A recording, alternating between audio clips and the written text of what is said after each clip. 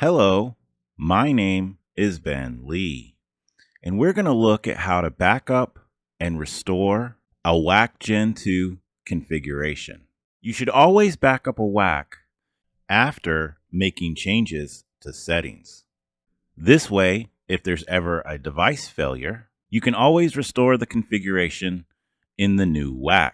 If you don't have a backup and a WAC has to be replaced, it would require a complete pairing and reprogramming of all devices and areas that were associated with that WAC.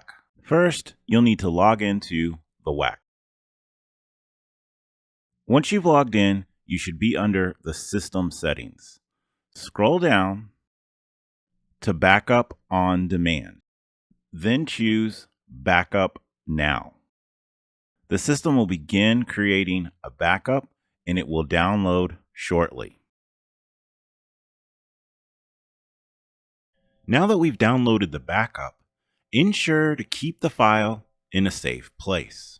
In order to restore a backup, log into the WAC and on the System Information page, scroll down to the bottom and in the Restore section, select Choose File. Then browse to the location of where the WAC backup is stored, select it, and choose Open.